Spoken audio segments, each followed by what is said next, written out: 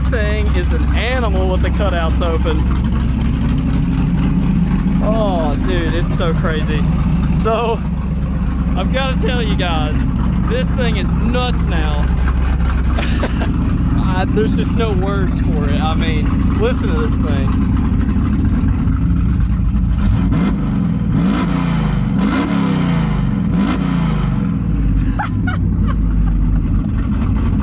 Oh my gosh. It's even crazier because now it's learned a little bit and it's completely out of hand now. I mean, with no drag radials, it's scary.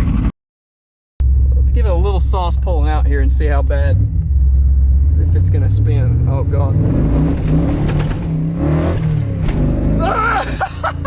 Second gear, down gear a little bit here, a little Mexico action. Make sure Johnny Law ain't coming. All right, here we go, guys. 30.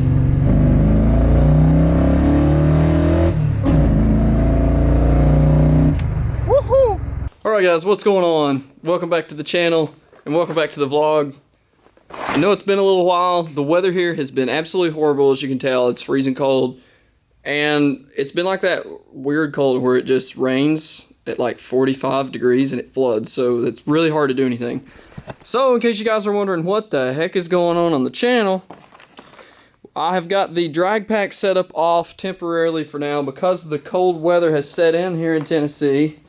It hasn't been a real bad winter, it's been mild, but I'm also planning to make some changes. So these guys are coming off for now, just for the cold weather. Also, one other thing, I've got some trips planned this summer in the muscle truck. That being said, I don't want to be riding around with drag radials on the back and possibly run into any rain or anything like that. Plus, it's actually a couple shows we're going to. So if we're going to be going to shows, I need to put my showboat wheels on. Plus, another thing we did today, forgot to mention this, I cut the bump stops. Guys, this truck has been sitting on the bump stops on the front from where it was so, you know, dirt nasty low, as they say. As you can see there, I've cut off about 1.25 inches. So this is something I missed whenever you're lowering your truck. You know, this truck does, keep in mind, right now it doesn't look like it has any drop because it's so high up in the air. And yes, that is my old setup. We're going back with the 18s and 20s for now. So this truck has a 5/6 drop. So if you go past a 4-inch drop in the front, you're going to be sitting on the bump stops. At least in my case I was. So I don't know if we just forgot to trim them off or what, but we installed this kit like 4 years ago. And it's been on the bump stops ever since. So if you have bump stops, cut them. One thing I noticed with the 18s is that the wheel well did not fill in as well because this looks really tiny right now. I can't set it on the ground because I'm going to explain why we're going to town. I got the wrong lug nuts, and as you guys could see earlier, the set that I had the wrong shank on them. So this is the ones off the Race Star. Obviously they take a completely different lug nut, and the other ones take an Acorn style, which I've got over here. But we've got to make a trip to our friends at O'Reilly's and switch these bad boys out because the tapered seat is not very big on this exact style. And you need a bulge seat like this. So when I started to put them on, I noticed it first thing and was like, I gotta go back to the parts store. So we're gonna go back to the parts store and we're gonna grab breakfast. And this guy's back on the channel, so that's other news. So yeah, let's go ahead and fast forward to getting the lug nuts.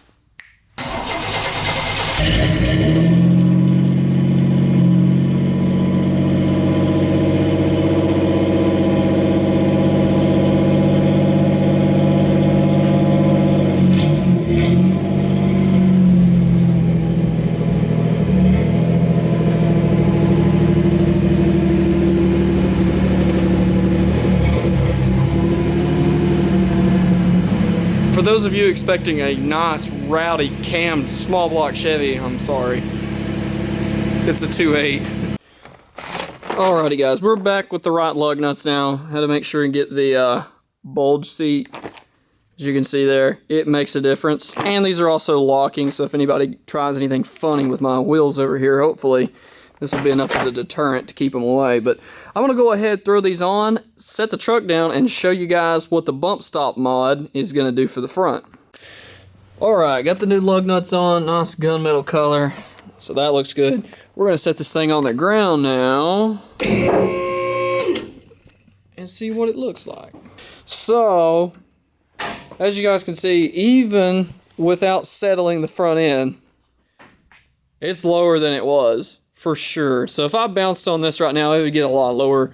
The rear fitment is pretty good with that 275/40 on the back. I mean, that's right there. And this hasn't settled or anything. So this is like, you know, perfect fitment.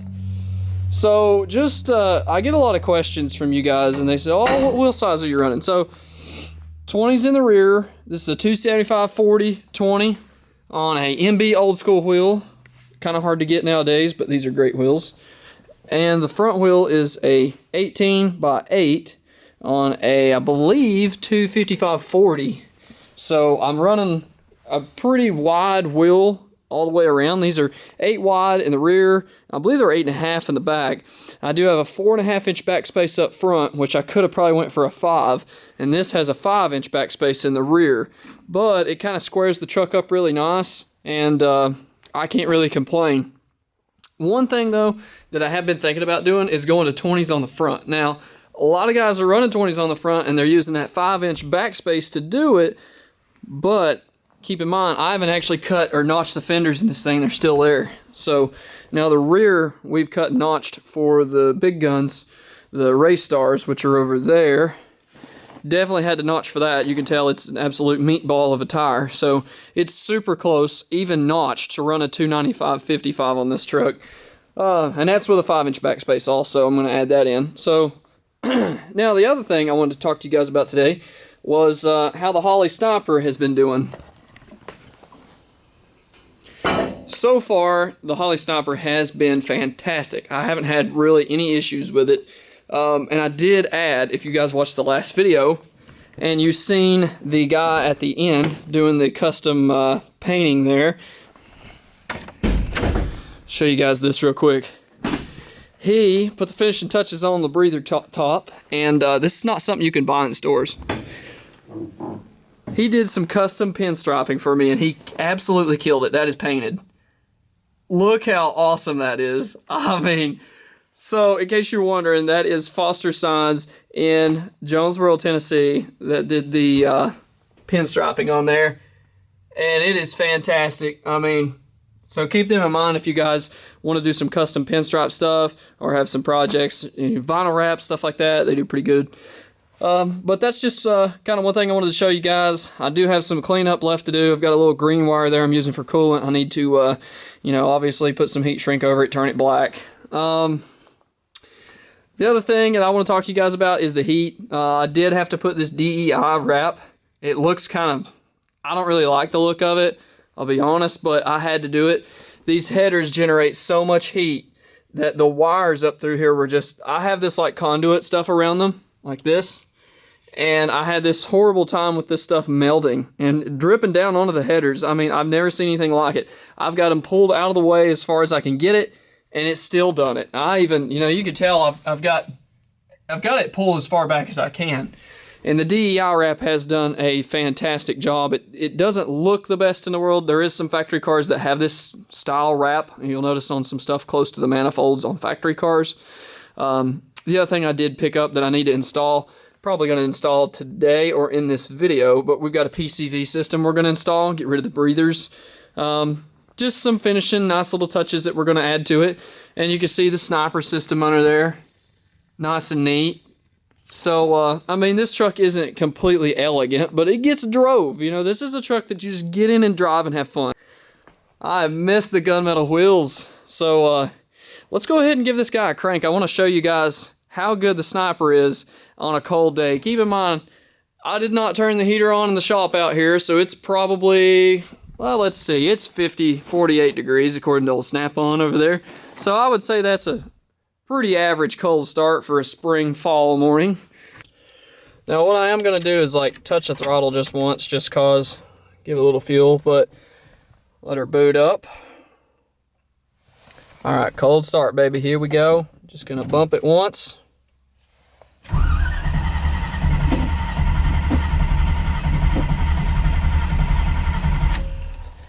This is the part of the startup that I may have to work on, is just that first start. Once it does a second key cycle, it's good.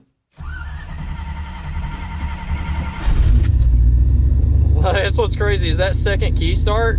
I don't know if maybe it's fuel pressure related. I haven't quite figured that out, but I need to turn the enrichment up just a little bit more.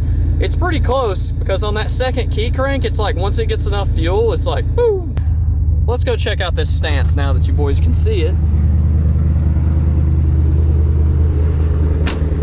And this is back the way things used to be a couple months ago. You guys are very familiar with that look. Oh man, it looks good. It still hasn't settled. But as far as just like getting on it, I mean, let's do a second gear rip right here real quick.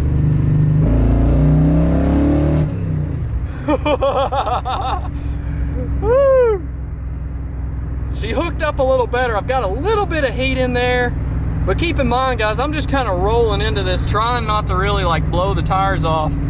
But from like a dead stop standstill, just trying to get on it a little bit, it's just out of hand. It's insane what it does. Let's give it a little sauce pulling out here and see how bad, if it's gonna spin. Oh God.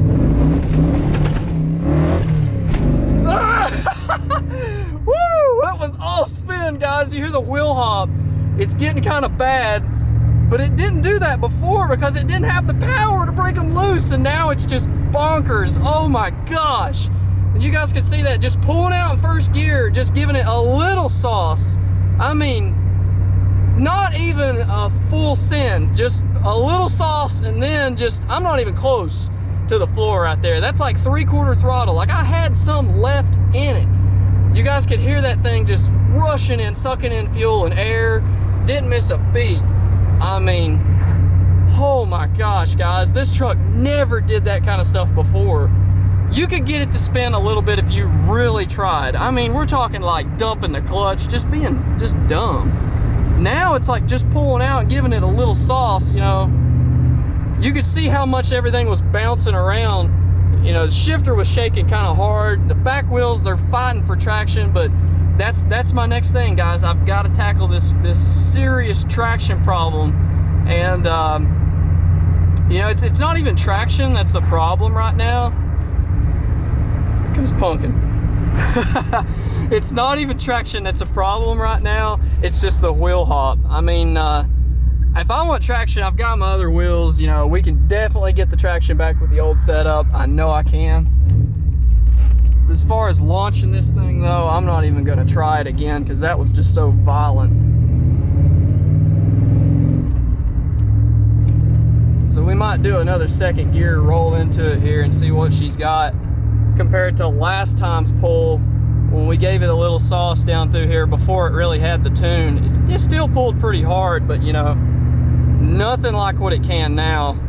I'm honestly just hoping that the trans can hold through this. Like, I've got to start being a little bit nicer to this thing, so I don't think she's going to handle too much of this. So let's go with a real slight pull, second gear, down gear a little bit here, a little Mexico action. Make sure Johnny Law ain't coming. All right, here we go, guys. 30.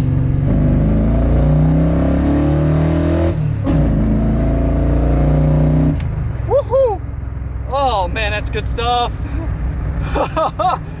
Oh, dude, it throws you back like no other. Woo! Dude, this thing is a lot of fun now. Oh my gosh. That's why last video, guys, you didn't see me doing a lot of pulls because I really didn't want to like do anything insane with the tune not being 100%. Now, right now the tune's like 90, okay? Like we're about there. If you look at the graph, it's really darn close, and these pulls are helping to get this thing, you know, and I'm short shifting it, you know, I'm still not completely sending it by no means. I mean, this is just kind of showing you guys my reaction to the truck compared to a carburetor, the drivability, and just overall, you know, shifting through the gears. It's nothing funny, no black smoke, and you can see it catches itself every time before it does something stupid and starts to idle low. You know, you'll see the air fuel drop out, and then it immediately catches what's happening. So I am not going to send it anymore. This rear end is just bouncing around all over the place. We're going to break something, guys. It's not going to stand this very long.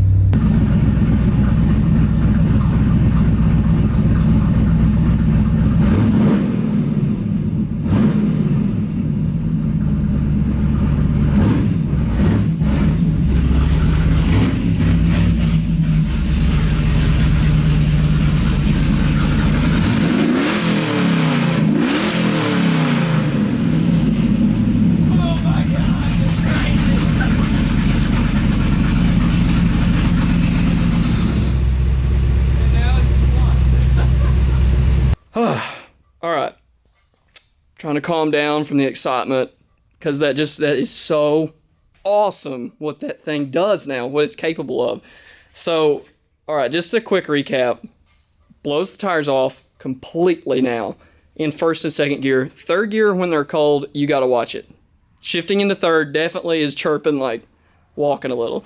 Now, I will say, when I got a little more heat in them, they did do a little better, and I'm sure if it was, it's like 55, 60 degrees now. If it was 75 degrees, these tires obviously would maybe hook a little better. And once I got some traction in them, it was a lot better. But you guys could see that even after heat in them, on that first initial, like just trying to pull out and just roll into it, not a chance. No way. The only way that you can get traction in this thing, second gear 30 miles an hour with some heat in them is okay. But as far as anything lower range, not happening. Now, on the same subject, these tires.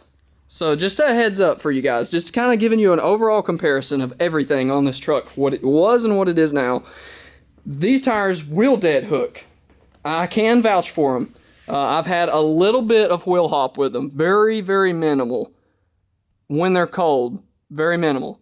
But once they get heat in them, these things, I can first gear launch it and it will throw the radio out of the dash into your lap. And I have had that happen a couple times. Did not catch it on film because obviously I just didn't happen to have my camera when I was doing this stuff. And plus, I didn't want to show you guys this thing till I felt like the tune was there, and I felt like I could really give you guys an in-depth review and say, without a shadow of a doubt, do this. Just trying to be completely unbiased as I can be. And Holley, you guys, if you're watching this video, y'all have killed it. And if that's not a testament to this EFI system and what it can do, how easy it is to install. If you've watched the part 3 series that I just put out, a lot of you guys have watched that last episode. If you're thinking about doing this, go back, watch the first 2. It shows you everything that I had to do, tweak, change.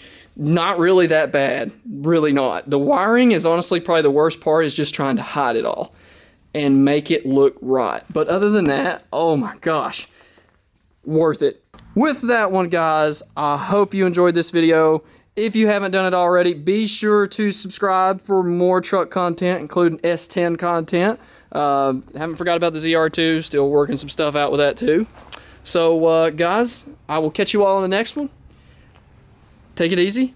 Have a good one.